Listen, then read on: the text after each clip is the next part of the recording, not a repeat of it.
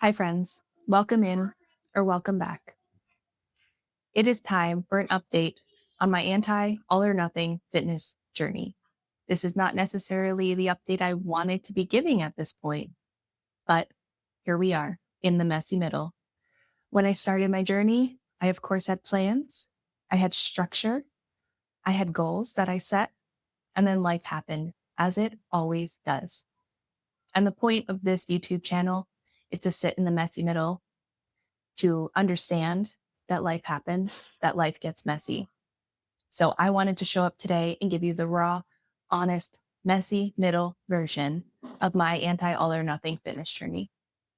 Because if you're in a messy season or in the middle of something, I want you to know you're not alone. So you're joining me in my dining room as we sip some coffee in hopes that the children will continue to play pirate ship without too many interruptions. I never film with them around because they get very interested in this, but I'm trying it because I'd like to produce and put out more content. And that's difficult when I only have a babysitter 4 hours a week. So here I am trying to film. We'll see how it goes. If it feels a little choppy, it's because I'm getting interrupted quite a bit. But again, we are in the messy middle. This is a soft season. We are being kinder with ourselves and our goals, and that includes my filming goals.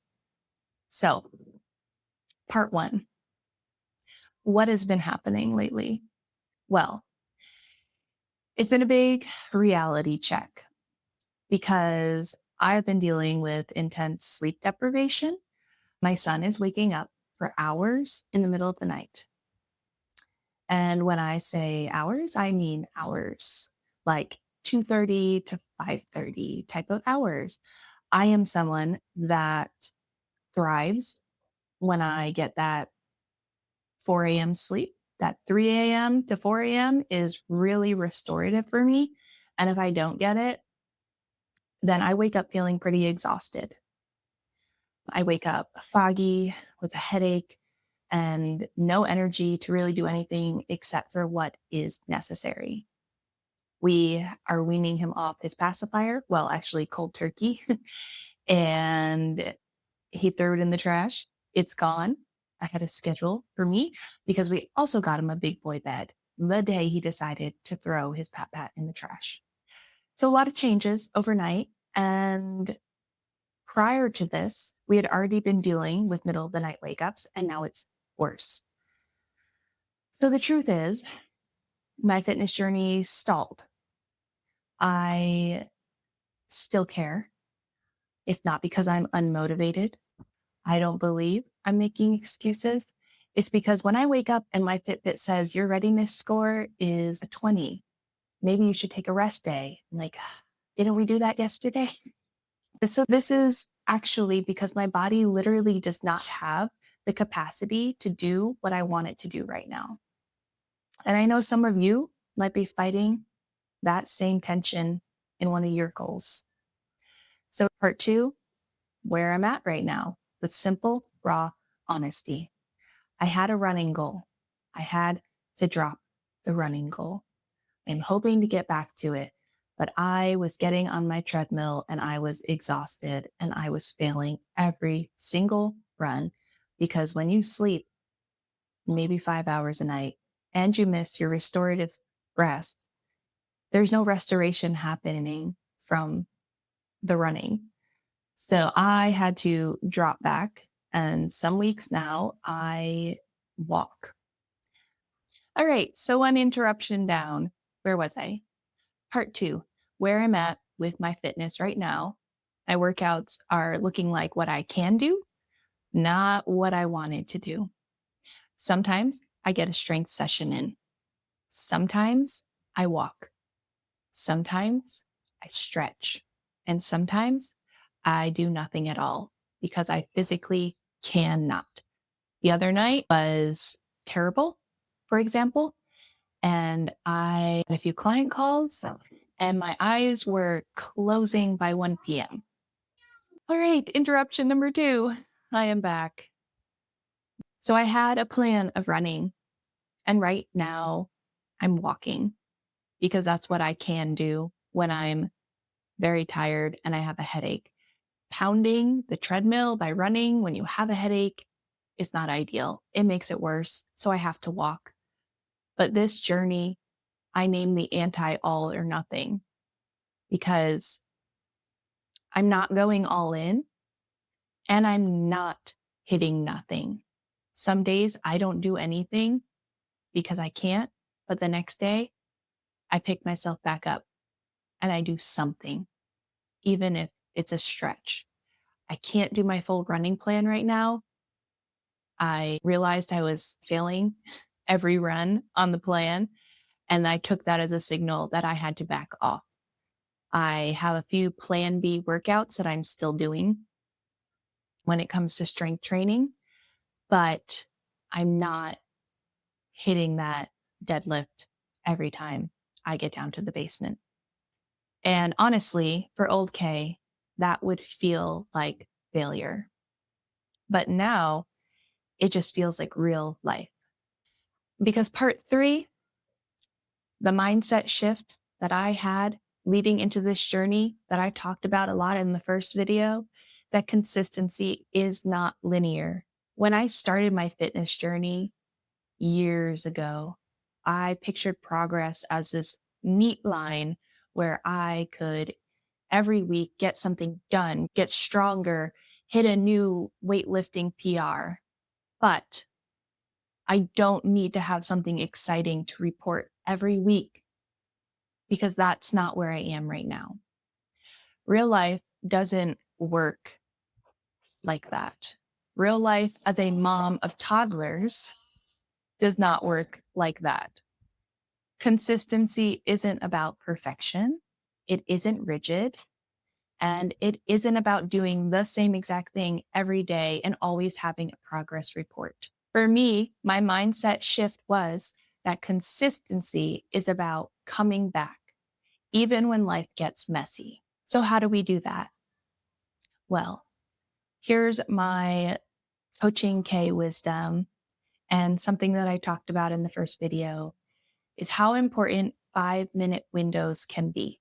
I think I mentioned last time about the background on my phone that said, "She is forged in the 5-minute windows."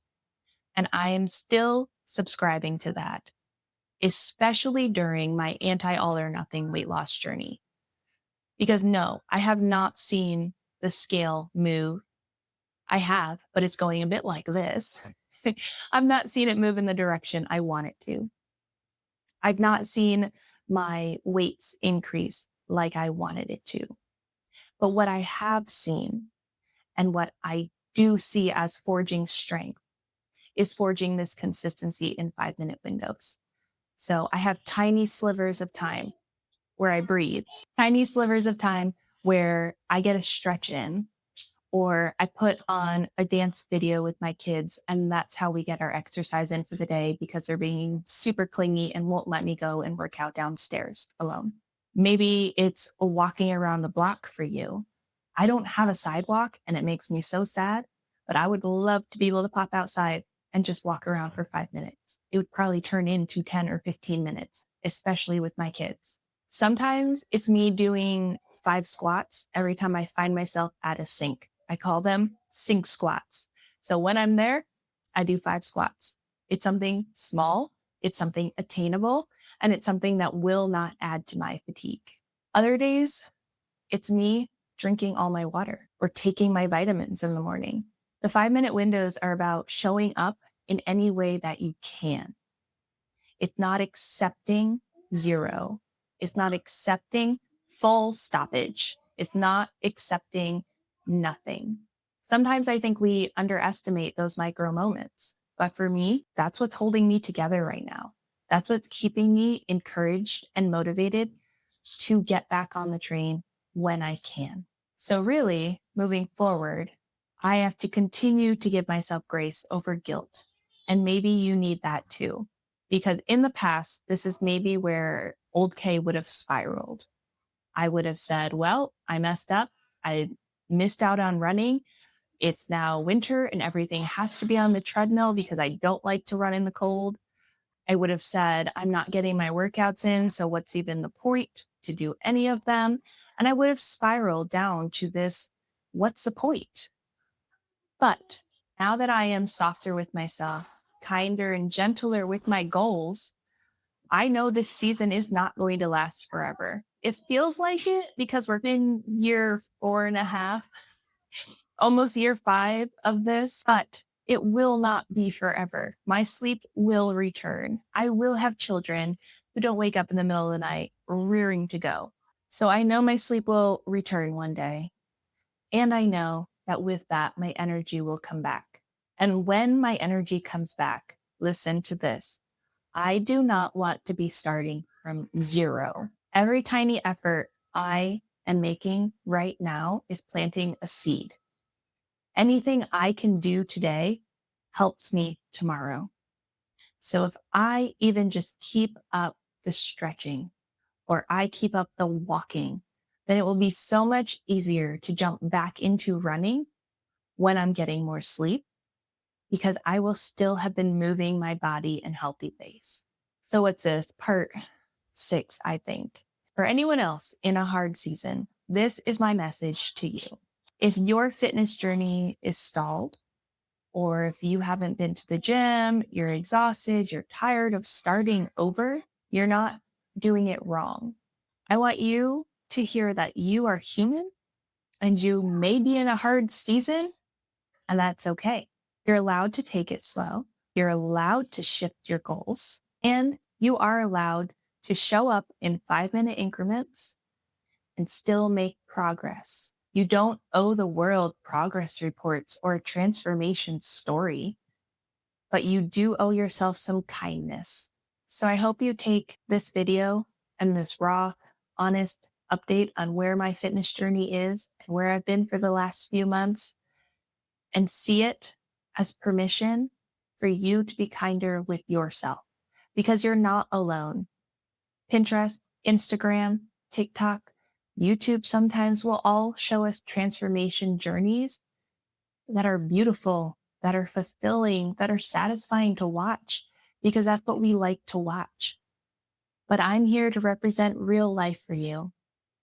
So thank you for joining me today, hearing my update, and letting me share with you honestly, because I believe this can be a no judgment zone. I believe in the messy middle. I believe in soft seasons and the moments where we can choose grace over hustle. And I think you deserve a soft place to land, a safe space to feel like you're not being judged when life gets messy. So if you're in a season like me, tell me one small thing in the comments that you can do in 5 minutes to keep progress moving forward. Even if it's just drinking water or taking deep breaths, meditating for 5 minutes. What can you do today that is a small incremental step forward that acknowledges the fact that this is anti all or nothing? Because we're in this together, slow and steady. I'll see you in the next one.